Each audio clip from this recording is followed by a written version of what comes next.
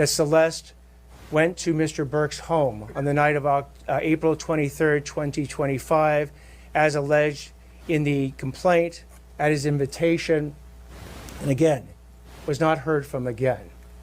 The second is a special circumstance being that this murder was committed for financial gain.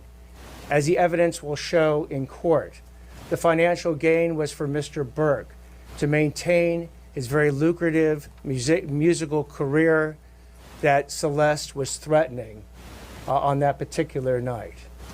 The third charge, in addition to lying in wait and for financial gain, is murdering a witness to an investigation. Now, after watching that, you can start to see how this case is being framed publicly. But there are details that require a little more context to fully understand what we're looking at. One of the most important details is how the victim was discovered. Her remains were found 4 months later inside an impounded Tesla that was linked to the suspect. And that time gap is not a small detail. That changes the entire nature of the investigation. Because now, investigators ain't working with a fresh scene. They are reconstructing events after time has already passed. That means the forensic evidence has limitations. And it also means digital evidence becomes more important. So you start looking at things like phone records, you start looking at location data and timelines, you start trying to piece together movements and communications. And you do all of that to build a sequence that makes sense in court. We had to be certain that nothing we did or said would ever jeopardize this case.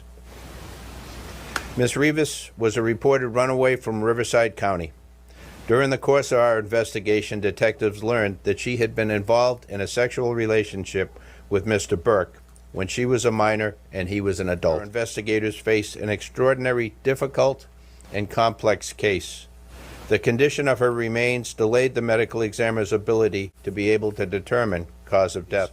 Now, after seeing the full news report, you can understand why this case is so complex. Not just because of who is involved, but because of what has to be proven. And that brings us to the legal reality of where things stand right now. When someone is charged like this, it don't mean the case is finished. It means the process is just entering a new phase. The prosecution now has the responsibility to present evidence, and the defense has the responsibility to challenge that evidence. And we all know that process takes time. It's not something that gets resolved in a week or even a month. So what you're going to see from this point forward is motions, hearings, and possibly new information coming out. And that brings me back to the most important part of this whole conversation. A young girl lost her life, and her family is living with that reality every single day. This is not entertainment. This is a situation that deserves respect, and it deserves patience. So as this case continues to develop, I'm going to keep following it with the same approach, focused on facts and not assumptions. And when more information becomes available, we'll add to the conversation with clarity, not gossip.